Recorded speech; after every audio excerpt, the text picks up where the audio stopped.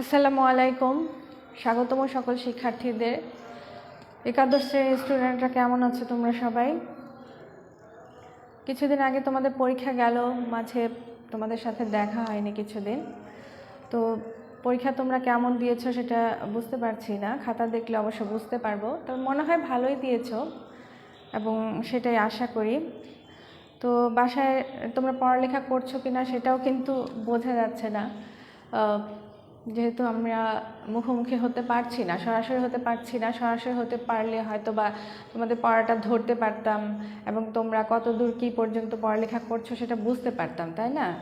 যেহেতু তোমাদের দেখা যাচ্ছে না, আসলে তোমাদের সাথে তো দেখাই হয়নি আমার, তাই না? তো সামনে মনে হয় কলেজ খুলে দিতে পারে, খুলে দিলে হয়তো বা তোমরা কলেজে আসবে এবং তোমাদের সাথে দেখা হবে আর কি। যাই হোক, তোমরা ঠিকমতো বাসায় লেখাপড়া করতে থাকো। আগের ক্লাসগুলোতে আমরা যে টপিকসগুলো নিয়ে আলোচনা করেছিলাম এবং যা পড়েছিলাম বাসায় নিশ্চয়ই পড়াশোনা করেছো এবং পরীক্ষা দিয়েছো। তো অনেক সময় দেখা যায় যে তোমরা পরীক্ষা দাও কিন্তু তোমাদের খাতাগুলো মেইলে বা কলেজে এসে দাও না আর কি। তো খাতা কিন্তু টিচারকে দিয়ে মূল্যায়ন করাতে হয়, এটা কিন্তু জরুরি। তো তোমরা পরীক্ষা দিলে অবশ্যই সেটা মেইলে বা কলেজে এসে অবশ্যই খাতাটা দিয়ে যাবে, এটা আশা করব আমি, এবং আমরা সবাই প্রত্যেকটা টিচার এটা আশা করি। তো তোমরা অবশ্যই খাতাগুলো মেইলে অথবা কলেজে এসে দিয়ে যাবে। তো আজকে তো আমরা প্রথম অধ্যায় পড়ছিলাম, তাই না? প্রথম অধ্যায়ের নিউক্লিয়াস এই বিষয়টা নিয়ে আজকে আলোচনা করব এবং পড়ব। নিউক্লিয়াস সম্পর্কে তোমরা নিচের ক্লাসগুলোতে নিশ্চয়ই অনেক ভালো মতো জেনে এসেছো, যতদূর জানার দরকার ছিল ততদূর জেনে এসেছো। এখানে ইন্টার লেভেলে আরেকটু ডিটেলসভাবে আমরা জানতে পারবো নিউক্লিয়াস সম্পর্কে। তো এটা অজানা কিছু না, নামটা যে আমি নতুন শুনলাম এরকমও কিছু না, তাই না? আগের থেকে আমরা নামটা জেনে এসেছি এবং আমরা শুনে এসেছি। নিউক্লিয়াসের চিত্রটাও আমরা মনে হয় আশা করি চোখ বন্ধ করলে নিউক্লিয়াসের চিত্রটা আমাদের চোখের সামনে ভেসে আসে, তাই না? তো নিউক্লিয়াস হচ্ছে গিয়ে কোষের মস্তিষ্ক বলা হয় নিউক্লিয়াসকে। কোষের মস্তিষ্ক বলা হয় এবং এটা হচ্ছে কোষের যাবতীয় শারীরবৃত্তীয় সমস্ত কার্যাবলী নিউক্লিয়াস সম্পাদন করে থাকে। এই জন্য কোষের প্রাণকেন্দ্র বা মস্তিষ্ক বলা হয়ে থাকে নিউক্লিয়াসকে, তাই না? তো বইয়ের ভাষায় আমরা একটু পড়তে চেষ্টা করি, যেহেতু তোমাদের বহু নির্বাচনী থাকে। তো সেক্ষেত্রে বইয়ের ভাষায় পড়লে আমার মনে হয় বেশি বেটার হবে আর কি। তো নিউক্লিয়াস সম্পর্কে যেটা তোমাদের বইতে লেখা আছে সেটা হলো, প্রকৃত কোষের যে অঙ্গাণু দ্বিস্তর বিশিষ্ট ডাবল আবরণে বেষ্টিত অবস্থায় প্রোটোপ্লাজমিক রস ও ক্রোমাটিন জালিকা ধারণ করে তাই হচ্ছে গিয়ে নিউক্লিয়াস। তাহলে কি বললাম? প্রকৃত কোষের যে অঙ্গাণুটা দ্বিস্তর বিশিষ্ট ডাবল আবরণে বেষ্টিত অবস্থায় প্রোটোপ্লাজমিক রস ও ক্রোমাটিন জালিকা ধারণ করে সেটাই হচ্ছে গিয়ে নিউক্লিয়াস, ঠিক আছে? তো নিউক্লিয়াসকে কোষের মস্তিষ্ক, প্রাণকেন্দ্র, কেন্দ্রিকা ইত্যাদি নামে অভিহিত করা হয়। নিউক্লিয়াসকে কী নামে অভিহিত করা হয়? নিউক্লিয়াসকে কোষের মস্তিষ্ক, প্রাণকেন্দ্র, কেন্দ্রিকা ইত্যাদি নামে অভিহিত করা হয়ে থাকে।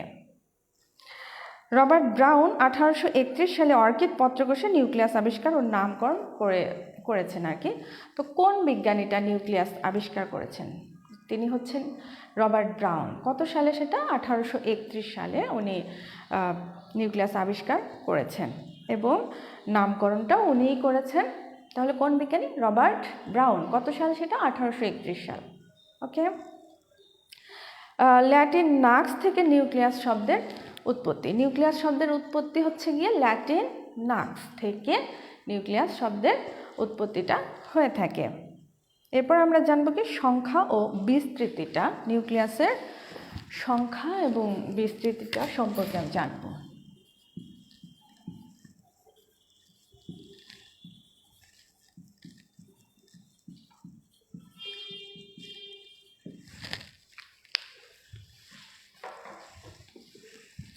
নিউক্লিয়াসের সংখ্যা এবং বিস্তৃতিটা সম্পর্কে এবার আমরা জানবো। প্রতি কোষে সাধারণত একটি নিউক্লিয়াস থাকে। প্রতি কোষে কয়টা নিউক্লিয়াস থাকে? সাধারণত একটি নিউক্লিয়াস দেখতে পাওয়া যায় প্রতি কোষে, তাই না? আদিকোষে কোনো নিউক্লিয়াস থাকে না। আদিকোষে নিউক্লিয়াস থাকে না, যেটা আমরা আগের দিকে জেনে এসেছি। আদিকোষ এবং প্রকৃত কোষের পার্থক্য যখন আমরা পড়েছি তখন আমরা জেনেছি, তাই না? তাহলে এটা কিন্তু আমাদের অজানা কিছু না, আদিকোষে কোনো নিউক্লিয়াস থাকে না। কিছু সংখ্যক প্রকৃত কোষ যেমন সিপ কোষ, মানুষের লোহিত রক্তকণিকা প্রভৃতিতে পরিণত অবস্থায় নিউক্লিয়াস থাকে না। সিপ কোষ হচ্ছে গিয়ে কোথায়? উদ্ভিদ টিস্যুর মধ্যে আমরা সিপ নল, সিপ কোষ দেখতে পাই, তাই না? উদ্ভিদ টিস্যুর মধ্যে আমরা দেখতে পাই। তো সিপ কোষে নিউক্লিয়াস থাকে না এবং মানুষের লোহিত রক্তকণিকায় হচ্ছে গিয়ে নিউক্লিয়াস থাকে না। অনেক কোষে একাধিক নিউক্লিয়াসও থাকতে পারে। অনেক কোষে আবার একাধিক নিউক্লিয়াসও থাকতে পারে, সেটা হচ্ছে কি ভাউচেরিয়া, বট্রিডিয়াম, তারপর হচ্ছে কি স্পিরোপ্লিয়া ইত্যাদি শৈবাল ও পেনিসিলিয়াম সহ কতিপয় ছত্রাকের মধ্যে গিয়ে হচ্ছে গিয়ে কি একাধিক নিউক্লিয়াস থাকতে পারে। বহু নিউক্লিয়াস বিশিষ্ট এ ধরনের গঠনকে সিনোসাইট বলা হয়। এ ধরনের গঠন যে রয়েছে সেটাকে সিনোসাইট বলা হয়। বহু নিউক্লিয়াস বিশিষ্ট এ ধরনের গঠনকে কি বলা হয়? সিনোসাইট বলা হয়। তারপর আমরা জানবো কি এর আকৃতিটা সম্পর্কে। এটার আকৃতিটা কেমন?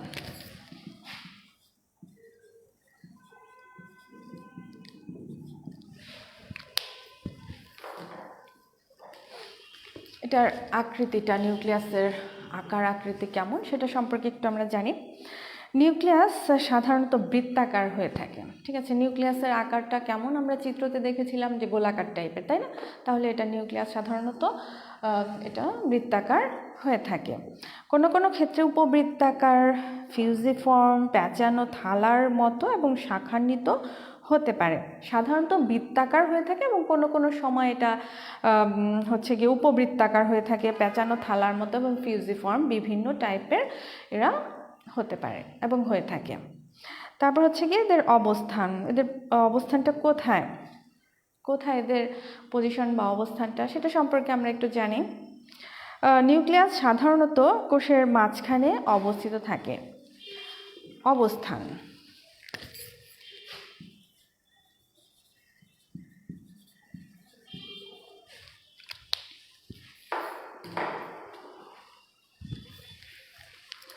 তো এটার অবস্থানটা কি? নিউক্লিয়াস সাধারণত কোষের কোথায় থাকে? মাঝখানে অবস্থিত থাকে। কোষ গহ্বর বড় হলে নিউক্লিয়াসটি কিনারার দিকে অবস্থান করে থাকে। নিউক্লিয়াস সাধারণত মাঝখানে থাকে। প্রাণী কোষের চিত্র আমরা যখন দেখেছি তখন কি দেখেছি? আমরা নিউক্লিয়াস সাধারণত মাঝখানে দেখেছি, তাই না? কিন্তু উদ্ভিদ কোষের চিত্রতে কোষ গহ্বরটা আমরা একটু বেশ বড়ই দেখেছি, তাই না? যদি কোষ গহ্বর একটু বড় হয়ে থাকে তাহলে নিউক্লিয়াসটা একটু কিনারার দিকে বা সাইডে অবস্থান করে থাকে। তাহলে নিউক্লিয়াসটির কোষ গহ্বর বড় হলে কিনারার দিকে অবস্থান করে। আকার ও আয়তন এরপর আমরা জানব।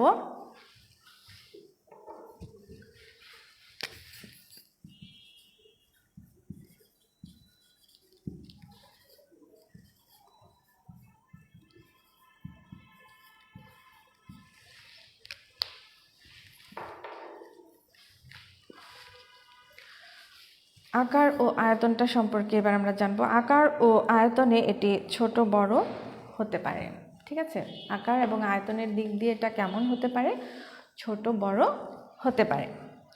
গোলাকার নিউক্লিয়াসের ব্যাস সাধারণত 1 মাইক্রন। গোলাকার নিউক্লিয়াসের ব্যাস হচ্ছে কত? 1 মাইক্রন। নিউক্লিয়াস কোষের 10 থেকে 15% স্থান দখল করে থাকতে পারে। আর স্পার্ম বা শুক্রাণুর প্রায় 90%ই হচ্ছে গিয়ে নিউক্লিয়াস, ঠিক আছে?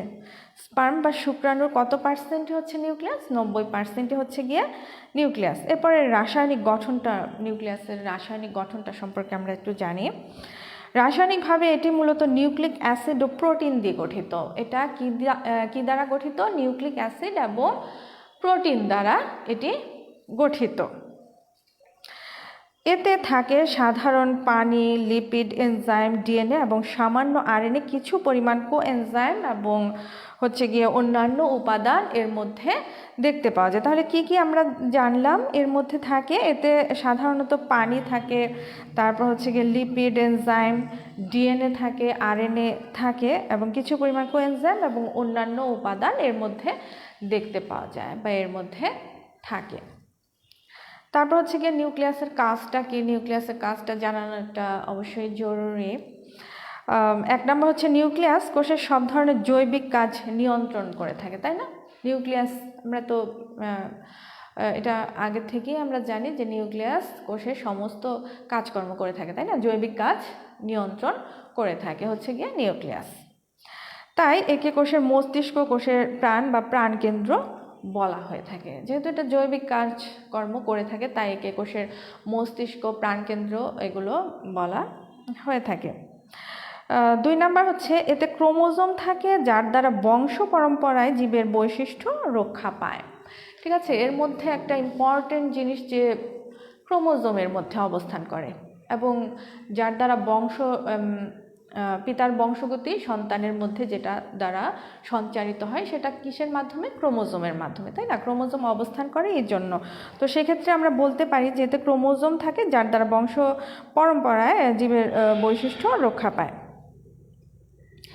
থার্ড সেটা হচ্ছে গিয়ে এরা আরএনএ ও প্রোটিন সংশ্লেষণে বিশেষ ভূমিকা পালন করে থাকে। আরএনএ এবং প্রোটিন সংশ্লেষণে এরা বিশেষ ভূমিকা পালন করে থাকে। এরপর ফোর্থ সেটা হচ্ছে কোষের ডিএনএ অনুলিপনের নির্দেশ প্রদান ও নিয়ন্ত্রণ করে থাকে হচ্ছে গিয়ে এই নিউক্লিয়াস। ঠিক আছে, তাহলে এই কাজগুলো তোমরা পড়ে ফেলবে, প্রত্যেকে কাজগুলো শিখে ফেলবে। এরপর তোমাদের প্রত্যেকের কাছে নিশ্চয়ই বই, খাতা, পেন্সিল রয়েছে। তো বই, খাতা, পেন্সিল যদি থাকে প্রত্যেকের কাছে তাহলে নিউক্লিয়াসের চিত্রটা প্রত্যেকে একটু আঁকতে চেষ্টা করো। হ্যাঁ, নিউক্লিয়াসের চিত্রটা আঁকো।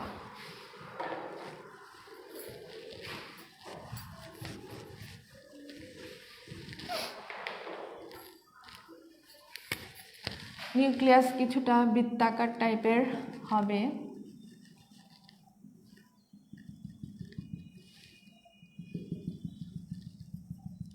এরকম বৃত্তাকার টাইপের হবে, তাই না?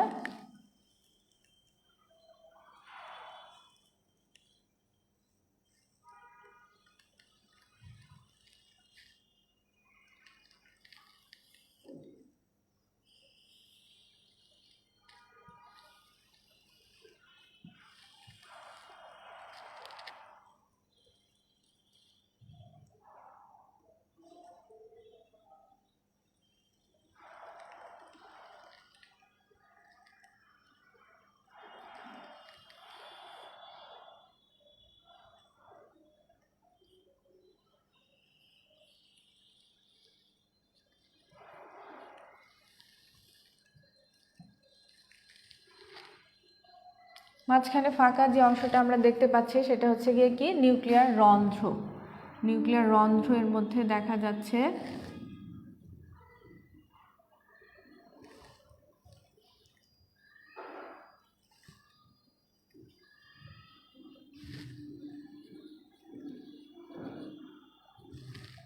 নিউক্লিয়ার রন্ধ্র এর মধ্যে আমরা দেখতে পাচ্ছি। তারপর হচ্ছে গিয়ে এর পাশ দিয়ে রাইবোজোম অবস্থান করছে।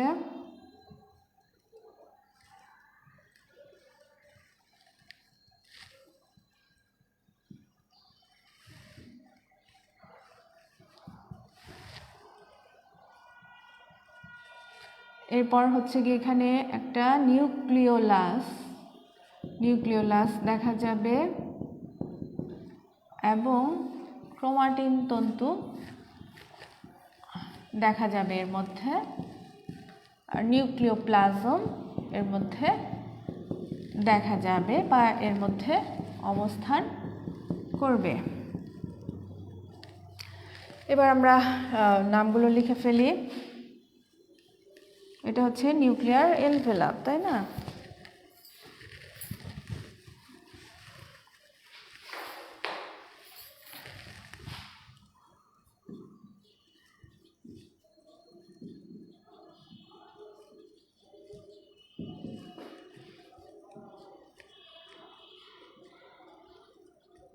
এনভেলাপ, নিউক্লিওপ্লাজম এটা,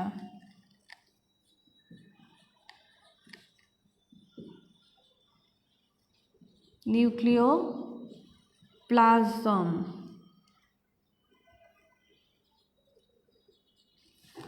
নিউক্লিয়ার রন্ধ্র,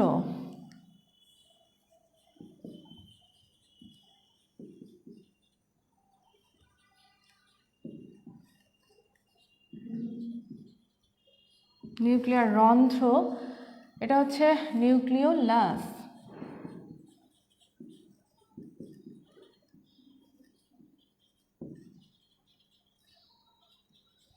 নিউক্লিওলাস, ঠিক আছে। আর এটা হচ্ছে ক্রোমাটিন তন্তু।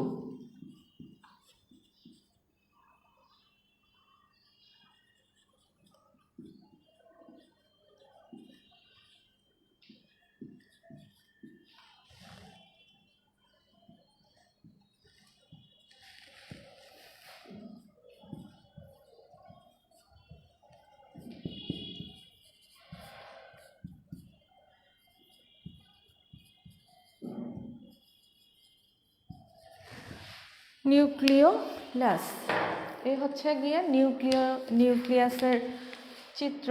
নিউক্লিওলাস না, সরি, নিউক্লিয়াস।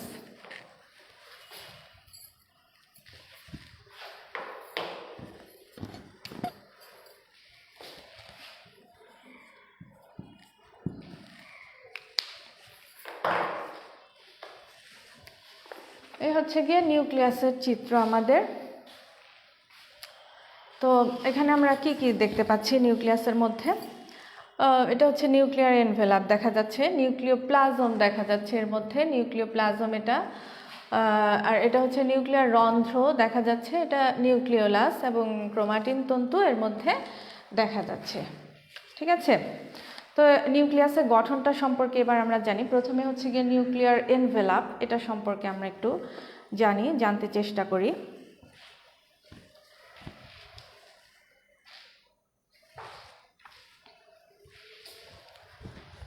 নিউক্লিয়ার এনভেলাপ, তাহলে একটি আদর্শ নিউক্লিয়াসের গঠন নিম্নলিখিত 4টি অংশ নিয়ে নিউক্লিয়াসটা গঠিত হয়। প্রথমে 1 নাম্বার হচ্ছে গিয়ে নিউক্লিয়ার এনভেলাপ, ঠিক আছে। নিউক্লিয়ার এনভেলাপ, তারপর হচ্ছে গিয়ে নিউক্লিওপ্লাজম, নিউক্লিওলাস, এবং হচ্ছে গিয়ে নিউক্লিয়ার রেটিকুলাম বা ক্রোমাটিন তন্তু।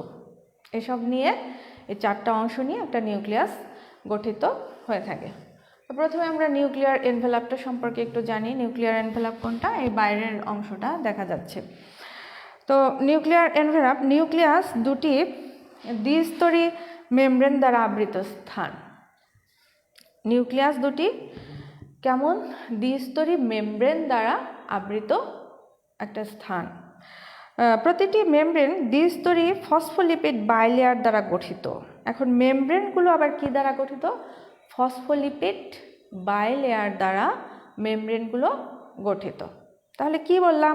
নিউক্লিয়াস দুটি দ্বিস্তরী মেমব্রেন দ্বারা গঠিত, আর ফসফোলিপিড বাইলেয়ার দ্বারা আবার মেমব্রেনটা গঠিত।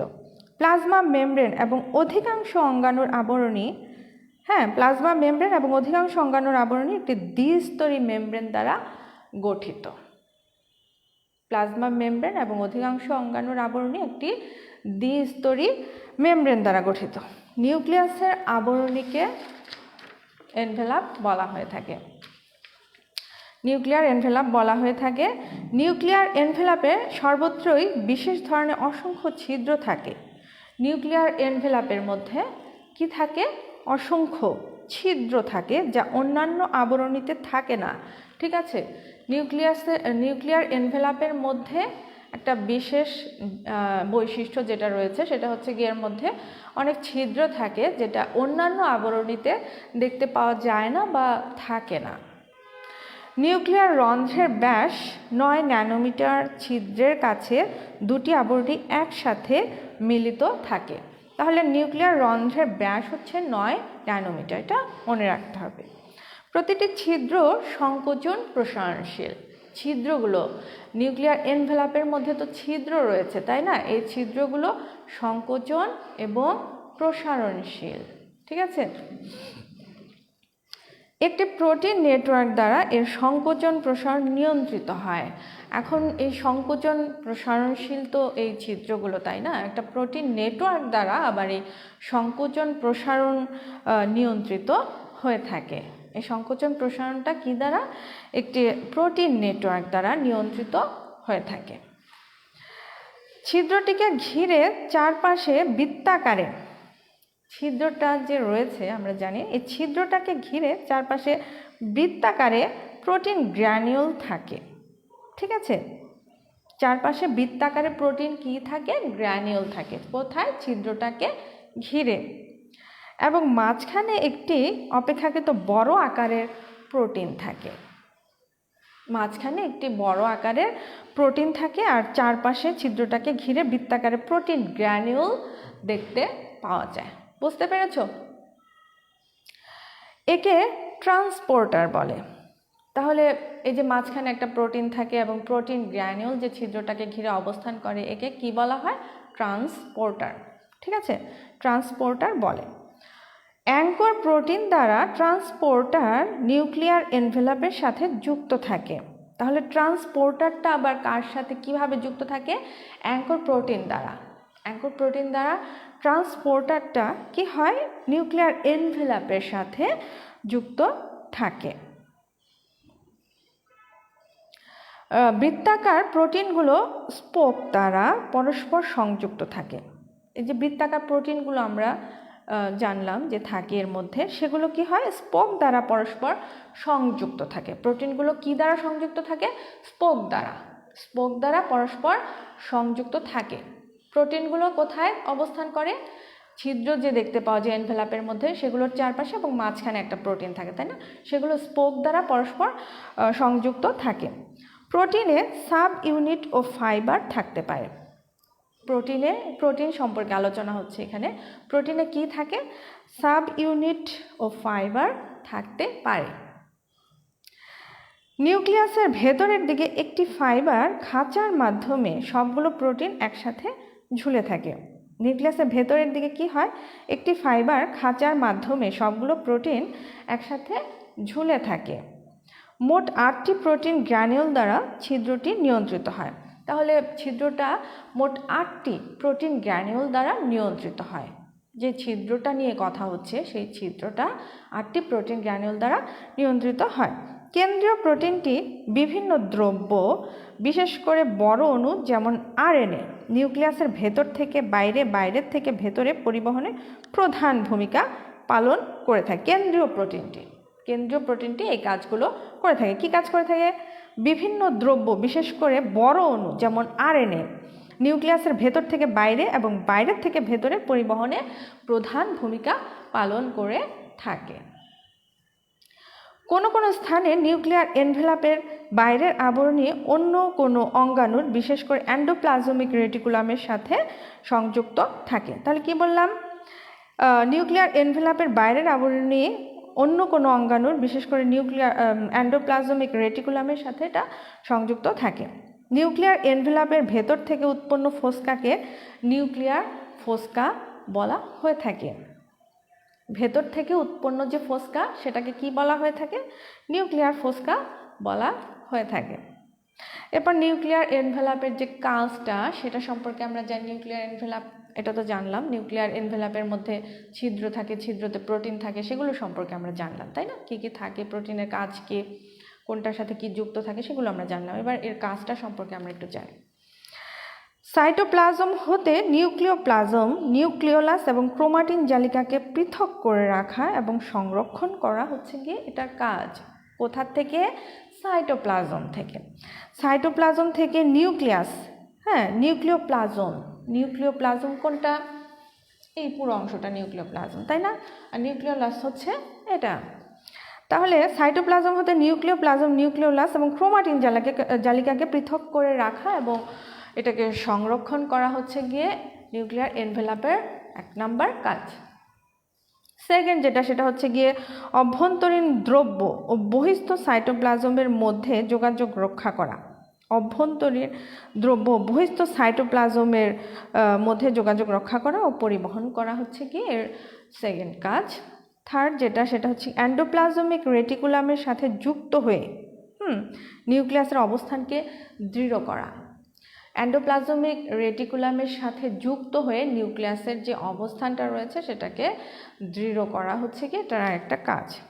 অভ্যন্তরে উৎপন্ন উপাদান রন্ধ্রের মাধ্যমে সাইটোপ্লাজমে পৌঁছানো, এটা একটা কাজ।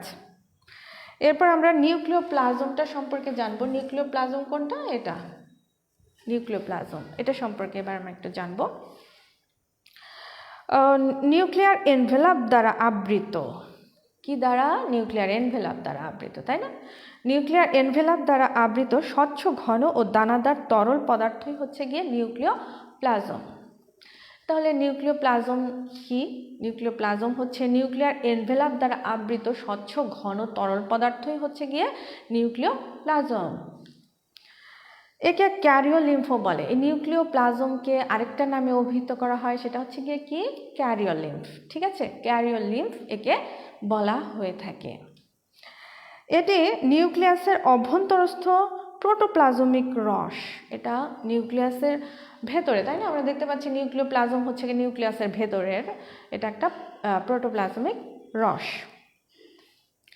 প্রোটোপ্লাজমের বৈশিষ্ট্যসমূহ এতে বিদ্যমান। প্রোটোপ্লাজমের, যেহেতু এটা প্রোটোপ্লাজমিক রস, এটার মধ্যে প্রোটোপ্লাজমের বৈশিষ্ট্যসমূহ এর মধ্যে বিদ্যমান। নিউক্লিয়াস এবং ক্রোমোজোম এতে অবস্থান করে। এটার মধ্যে নিউক্লিওলাস এবং ক্রোমোজোম এটার মধ্যে অবস্থান করতে দেখা যায় এবং অবস্থান করে, আমরা দেখতে পাচ্ছি এর মধ্যে এটা অবস্থান করে। এবার আমরা নিউক্লিওপ্লাজমের কাজটা সম্পর্কে একটু জানি। ক্রোমাটিন জালিকা ধারণ করা। ক্রোমাটিন জালিকা ধারণ করা হচ্ছে গিয়ে এটার নিউক্লিওপ্লাজমের এক নাম্বার কাজ। 2 নম্বর হচ্ছে নিউক্লিওলাস ধারণ করা। ক্রোমাটিন জালিকা ধারণ করছে, নিউক্লিওলাস ধারণ করা হচ্ছে গিয়ে এটার আরেকটা কাজ। নিউক্লিয়াসের বিভিন্ন জৈবনিক কাজে সাহায্য করা। নিউক্লিয়াসের বিভিন্ন জৈবনিক কাজে সাহায্য করা হচ্ছে গিয়ে এটার আরেকটা কাজ। এনজাইমের কার্যকলাপের মূল ক্ষেত্র হিসেবে কাজ করা। এনজাইমের কার্যকলাপের কি? মূল ক্ষেত্র হিসেবে কাজ করা হচ্ছে গিয়ে এটার আরেকটা কাজ। এবার আমরা নিউক্লিওলাস, মাঝখানে যে আমরা গোল অংশটা দেখতে পাচ্ছি, নিউক্লিওলাস, এটা সম্পর্কে এবার আমরা একটু জানবো, নিউক্লিওলাসটা সম্পর্কে।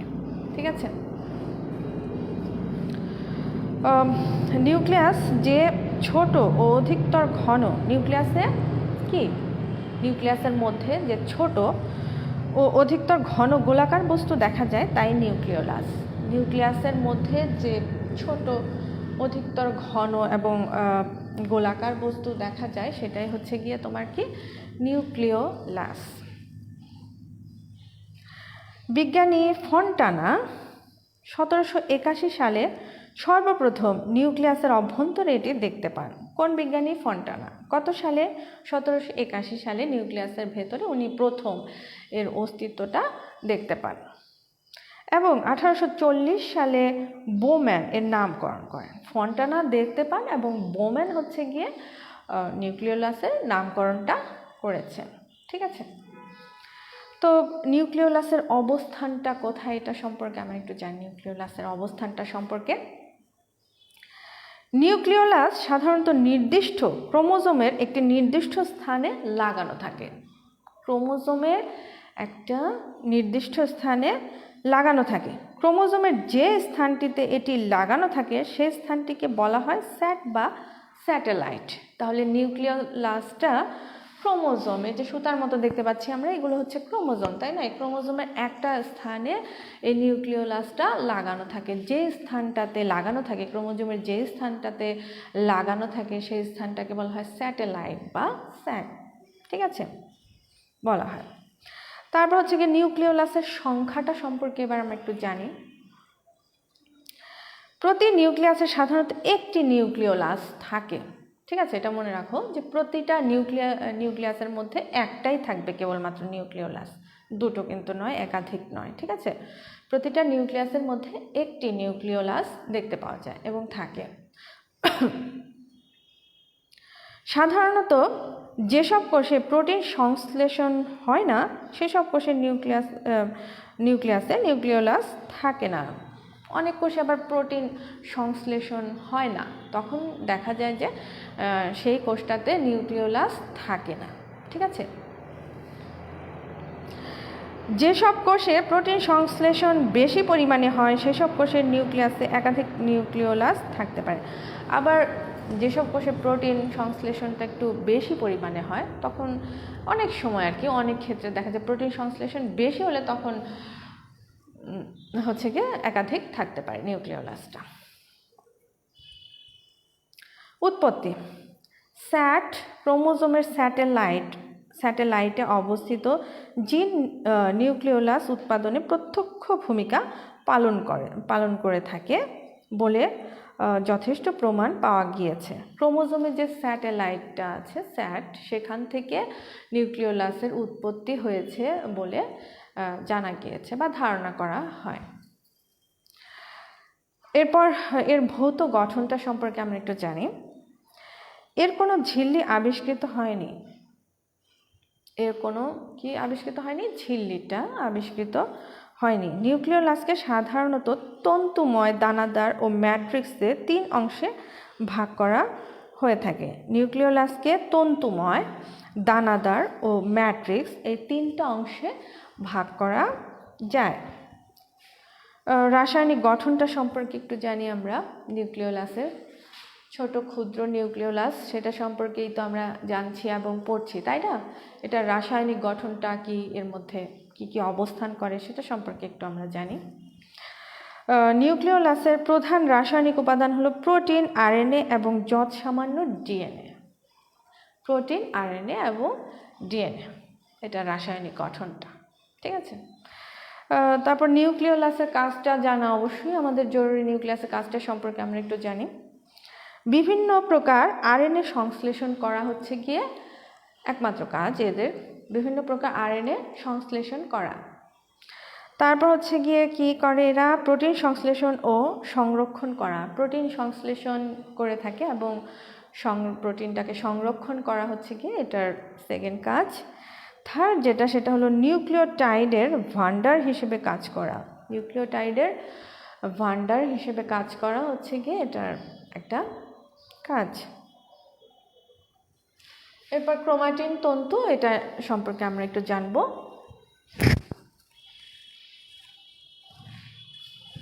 ক্রোমাটিন তন্তুটা সম্পর্কে একটু জানি। সুতার মতো যেগুলো ছড়িয়ে আছে নিউক্লিয়াসের মধ্যে, সেটা কোষের বিশ্রাম অবস্থায় নিউক্লিয়াসের ভেতরে জালিকার আকারে কিছু তন্তু দেখা যায়। ঠিক আছে, কোষের বিশ্রাম অবস্থায় নিউক্লিয়াসের ভেতরে জালিকার আকারে কিছু তন্তু দেখা যায়। তন্তু ঘটিত এই জালিকাকে নিউক্লিয়ার রেটিকুলাম বা ক্রোমাটিন তন্তু বলা হয়। তাহলে জালিকাকারে আমরা যেটা দেখতে পাচ্ছি সেটাকে নিউক্লিয়ার রেটিকুলাম বা ক্রোমাটিন তন্তু বলা হয়ে থাকে। নিউক্লিয়াসের বিভাজনরত অবস্থায় বা পর্যায় মধ্যক অবস্থায় যে অংশ বা বস্তু ফুলজিৎ রং নেয় সেই বস্তুটাকে বলা হয় ক্রোমাটিন। প্রকৃতপক্ষে ডিএনএ এবং এর সাথে সাথী প্রোটিনের মিলিত তন্তুই, প্রকৃতপক্ষে কি, ডিএনএ এবং এর সাথে সাথী প্রোটিনের মিলিত তন্তুই হচ্ছে গিয়ে কি, ক্রোমাটিন।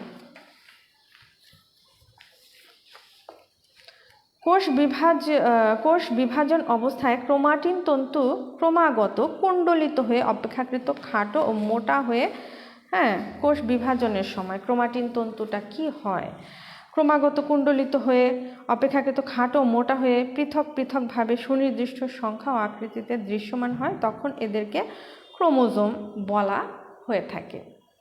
প্রত্যেক নিউক্লিয়াসে সাধারণত প্রজাতির বৈশিষ্ট্য অনুসারে নির্দিষ্ট সংখ্যক ক্রোমোজোম থাকে। প্রজাতির বৈশিষ্ট্য অনুসারে প্রত্যেকটা নিউক্লিয়াসের মধ্যে কিছু সংখ্যক, নির্দিষ্ট সংখ্যক ক্রোমোজোম দেখতে পাওয়া যায় বা থাকে। সাধারণ অণুবীক্ষণ যন্ত্রের সাহায্যে কেবলমাত্র বিভাজনরত কোষেই বিশেষ রঞ্জন পদ্ধতিতে এদের দেখা যায়। সাধারণ অণুবীক্ষণ যন্ত্রের সাহায্যে বিভাজনরত কেবলই বিশেষ রঞ্জন পদ্ধতিতে এদেরকে দেখা যায়। রঞ্জন পদ্ধতির মাধ্যমে এদেরকে দেখা যায়। প্রতিটি ক্রোমোজোমে এক বা একাধিক সেন্ট্রোমিয়ার, ক্রোমোজোমের মধ্যে সেন্ট্রোমিয়ার দেখতে পাওয়া যায়। ঠিক আছে, কয়টা? এক বা একাধিক। দুটি ক্রোমাটিড এবং কোনো কোনো ক্রোমোজোমে স্যাটেলাইট থাকে। দুটো ক্রোমাটিড দেখতে পাওয়া যায় এবং কোনো কোনো ক্রোমোজোমে সেন্ট্রোমিয়ার বা স্যাটেলাইট থাকে। তাহলে আমরা কি জানতে পারলাম? যে ক্রোমোজোমে সেন্ট্রোমিয়ার দেখা যায়, দুটো ক্রোমাটিড দেখা যায় এবং স্যাটেলাইট ক্রোমোজোমের মধ্যে দেখতে পাওয়া যায়। ক্রোমোজোমে জিন অবস্থিত এবং জিনগুলোই প্রজাতির চারিত্রিক বৈশিষ্ট্য প্রকাশের জন্য দায়ী। ক্রোমোজোমের যে ইম্পর্টেন্ট যে জিনিসটা অবস্থান করে সেটা হচ্ছে জিন, তাই না? ক্রোমোজোমে জিনটা ক্রোমোজোমের একক হিসেবে কাজ করে। তো ক্রোমোজোমে জিন অবস্থিত এবং জিনগুলোই প্রজাতির চারিত্রিক বৈশিষ্ট্য প্রকাশের জন্য দায়ী। রাসায়নিক গঠনটা সম্পর্কে আমরা একটু জানি ক্রোমোজোমের।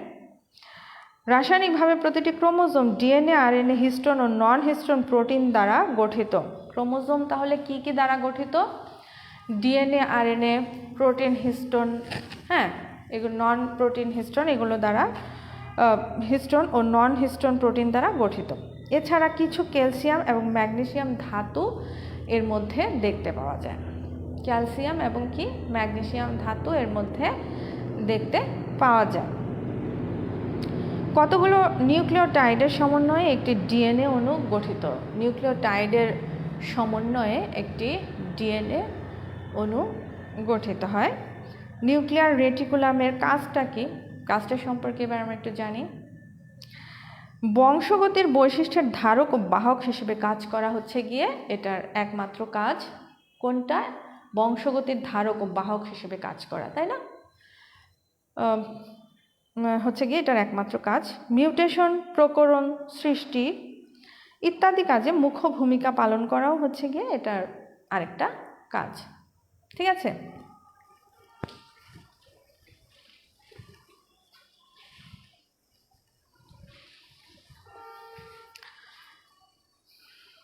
তাহলে তোমাদের নিউক্লিয়াসটা হলো আজকে।